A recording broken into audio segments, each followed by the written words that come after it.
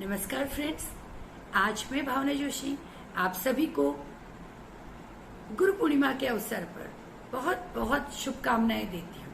आप सभी को पता है कि गुरु पूर्णिमा आषाढ़ मास की पूर्णिमा को मनाई जाती है और यह पूर्णिमा गुरु व्यास की पवित्र स्मृति में मनाई जाती है।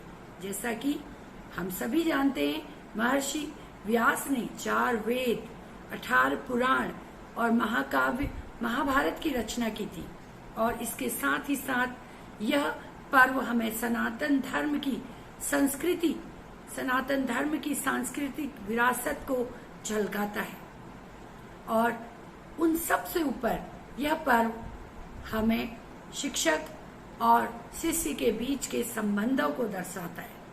पौराणिक काल से ही गुरु का जीवन में बहुत महत्व है। गुरु के बिना हमारा ज्ञान अधूरा है और इसी के परिप्रेक्ष्य में मैं कुछ चंद पंक्तियां एक कविता के रूप में लाई हूं। तो प्रस्तुत है मेरी कविता।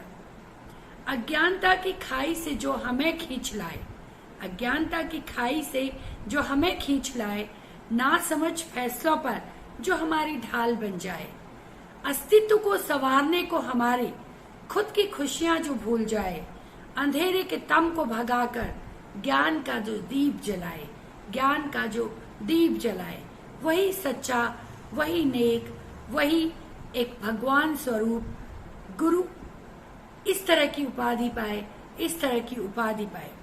गुरु के दर पर जाकर हम अपना अस्तित्व भूल जाते हैं। गुरु के दर पर जाकर हम अपना अस्तित्व भूल जाते हैं। शब्द उनके हर एक सुनने को हम अपने कान के पट खोल पाते हैं। शब्द उनके हर सुनने को हम अपने कान के पट खोल पाते हैं।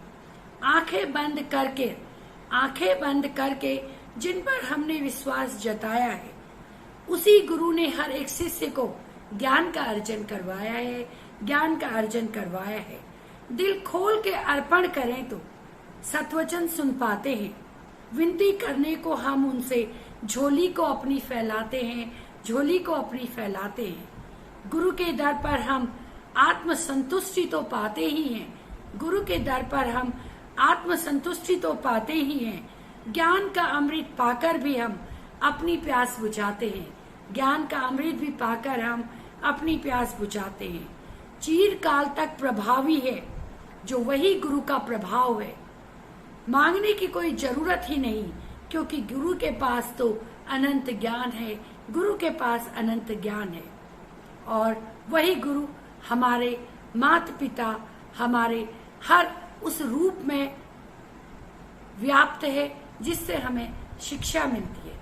माँ के स्वरूप में वह हमारी प्रथम गुरु है, पिता के स्वरूप में वह हमारे जीवन के पालनहार हैं और गुरु के स्वरूप में तो गुरु स्वयं ज्ञान का असीम भंडार है।